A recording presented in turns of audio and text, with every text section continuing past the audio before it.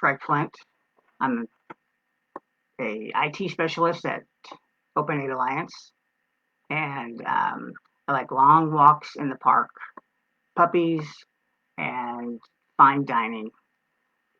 But that's for my Tinder profile, so you can disregard that. Um, so I just wanted to talk to you a little bit about what I do here as an IT specialist for Open Aid Alliance, and take some questions if y'all are actually watching and want to know more. But I'll just give you a little brief rundown of myself and what I do, and then we'll go from there. So I've been in technology for over 20 years, helping mostly nonprofits and small businesses when I had my own business. And then I've latched on to Open Aid Alliance and done have done their IT here now for a couple of years, and there's no way they're getting rid of me, and no way I plan on leaving. I work for the best nonprofit on the planet, and there's no other place I'd rather be. Um, so I handle all aspects of IT. What I like to say is if it's got a plug or it runs on electricity, I'm in charge of it. Um, so I do love that. Uh, I I also do the social media and the website updates and a lot of the different marketing that's going to go on Facebook and Instagram and all those places. I do end user support for the staff, and what I try to do is generally make things easier for the people I work with, so that they can help their clients have a better life, and whatever that looks like, it's my job to make it as easy as possible for that to happen. So um, when the pandemic hit, we were it wasn't that we were unprepared. We just had to scramble, and I was grateful that we had a lot of the technology in place already for us to make that move into working from home. We already use a lot of technologies like Hangouts for chatting interoffice. We implemented Google Meet so we could have our online meetings, and we just, of course, use email for longer types of communication. And it seems to be working pretty well. We're able to all communicate. We're able to all get our work done in a timely manner, and really just it's just the cooperation that everybody has with using what we have available, and sometimes making do because it doesn't fit every situation, but also um, making the best out of it. So it's it was we've had a couple of roadblocks, and we're still struggling with some of those, but the one thing that we are wanting to focus on is how can we use technology, or at least this is what I want to work on, is how can we use technology to help our participants who are less capable, with technology, maybe don't have any types of technology they have access to. Maybe they don't have internet access on their phone, or minutes on their phone. So we are working on how do we get in touch with those people, and how do we stay engaged with them so that they can get the services that they need. Um, one of the one of the ways that we started doing that is we've set up Google Voice for a lot of our program heads, and we uh, have they have the ability now to answer phones when we're not in the office, which is never. And we're setting up an auto attendant to answer the phone calls for us, and then direct the callers to the right department, and then that department will pick up the phone and answer. And it's working great for housing. Um, it's going to be set up for testing. It's going to be set up for um, some syringe services programs, and so we're trying to use that technology to just stay connected, be responsive, and make sure that the person feels like they're taken care of. And that's really um, I think that's really the main thing, is because um, the connection with our participants is um, is super vital. They depend on us, and I think we don't want to let them down, and we want to make sure that they are. Uh, I mean, we can't make them happy all the time, but we want to make sure that they're comforted, and that we've done everything we can for them, and then we'll do more if we need to.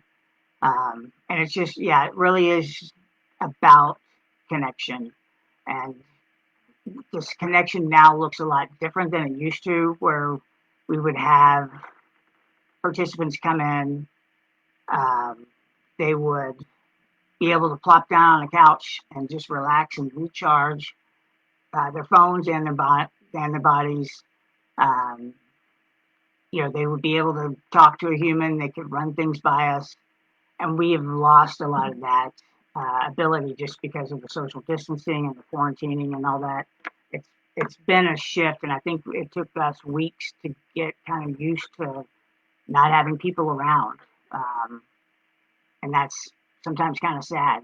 Um, because I know I'm feeling lonely a lot of times, being here at my house, um, with no human interaction whatsoever. That's live. It's all electronics, and I think if I'm feeling it, then our participants are feeling it even worse. So um, one of the things I want to work on is how can we keep that connection and make it even more alive for them, for our participants, so that they're not just sitting at home or wherever they're at, feeling lonely and isolated. So that's a big project, but it's one that we're all kind of on board with, and we want to pursue and see what we can figure out. Um, I honestly feel like technology can make lives better. There are times when it's a little overkill and we don't need it, but just having a cell phone with minutes on there is is enough to make a connection with somebody. Um, and um, if it's over video for peer support or for counseling or for support groups, that's another way that it's keeping people engaged and it's making their lives better. They can use the technology to find the bus routes or find a location for certain services. Um, and they can also just text and just get some kind of response back. So I believe technology is really, it's not the only thing that's going to help this situation, but for me personally, it's a big part of what we do for our clients, and especially now, just with everything being so remote, and I mean, we're all essentially isolated, um, and so we all going to experience that loneliness, and technology, I think, can help with that. So people can connect with us right now if they're wondering how to get a hold of us. Um, One of the things that people can start off with is our website, which is openaidalliance.org. And right off the front, a pop-up comes up that takes you to a link for our various program statuses. And from that program that you're interested in or need help with, that link will take you to their page, which has even more updated information about our hours, about our availability during those hours, how to reach us, and what the steps are. So that works for all the programs. We try to keep that updated as often as possible. Sometimes it's changing on a regular basis, just depending on what the guidance are from the state, um, and we make do that way. We do have office hours from 1 to 3 on Tuesdays and Thursdays, and so people can come in for syringe supplies. Um, we don't really have the ability for the people to hang out. We have a small little space that we've set aside just for, again, for people's safety, but that is one way they can come in and at least see a human, talk to us, give us an update on how they're doing, because we honestly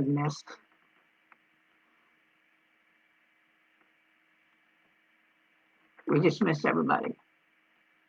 So, I want people to check that website and just stay on top of where we're at. And you know, um, if you don't have access to the internet, then people can call our phone number 543-4770, and they can be directed to the right person and get help with testing and housing and all the other programs that we offer. Peer support. Um, yeah, peer support is one that I'm excited about for a lot of our participants, and I recommend people hopping on this train, because peer support is sharing. It's two people right now that we have on staff who have tons of life experience in all sorts of areas, and um, they can help somebody get through some tough times, help them get IDs or fill out paperwork, whatever it needs to be. But they also just have that shared experience of sometimes it's addiction or homelessness or whatever, and they can help navigate this person or with this person uh, to an improvement in their life. And we can do that via telehealth, or we can do it in person by walking around the block, just chatting. So we're willing to meet people still face to face. It's a little more controlled environment, and we have to take special precautions. But we are willing to work with people in almost any capacity. We just have to figure out the logistics. Um, so I got a question. What are some of the barriers that keep people from using technology? There's a lot. And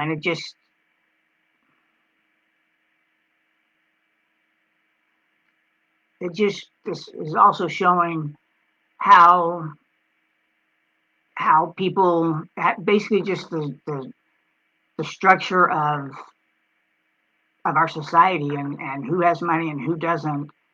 Because if you have money or the resources, you have the ability to work from home. You have the ability to get health through telemedicine.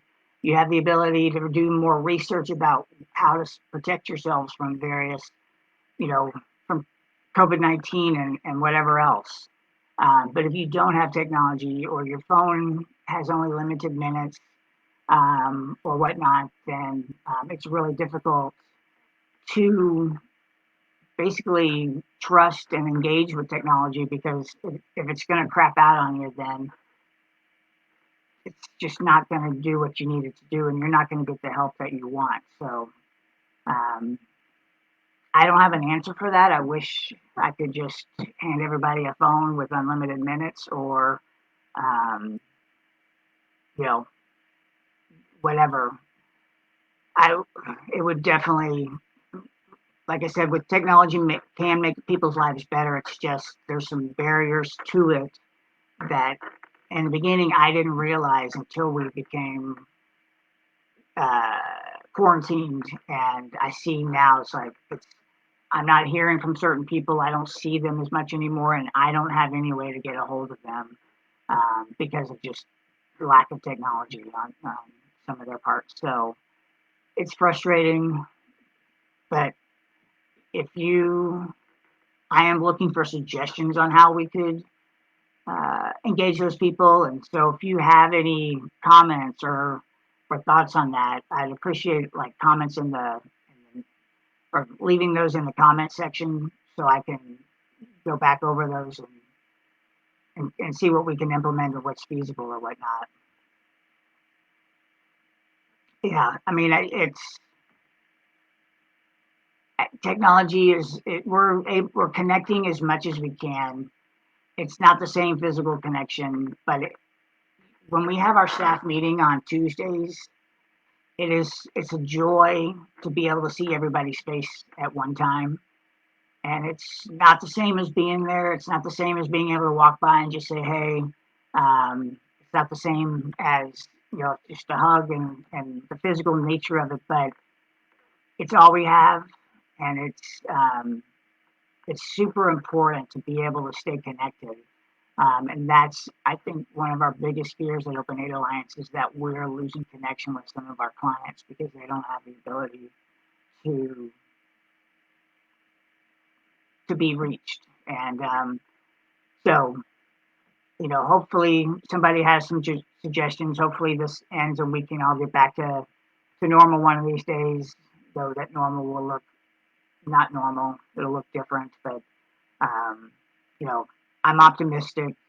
I think we're all going to figure out a way to do this, and we're all going to figure out a way to do this without getting sick, and make and not having our lives improve, because where it's at right now, it can only go up, I believe. So let me see if I have any questions here.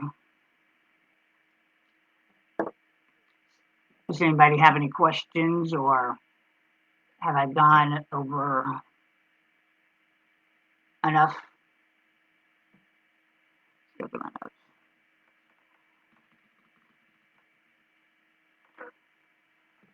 Well, then, okay. I hope that wasn't a bummer. I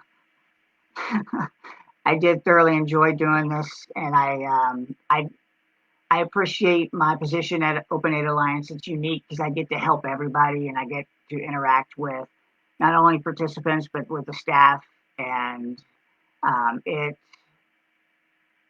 a challenge and it's different every day. But I'm appreciated by the staff, which makes me feel good. I appreciate all the staff's willingness to work with me, and I whatever it is going forward, I definitely want to make sure that we're including our participants in some of these decisions and getting input from them on how we can support them better. So again, if you have any suggestions, um, please leave them in the comments, and I will take a look at them and see what we can do. So I really appreciate this time with y'all, and I will talk to you soon. Oh yeah, and then our next live stream will be next week at this time at 2 o'clock on Wednesday. So not sure which program it'll be, but it'll be exciting. All right, thanks. Bye.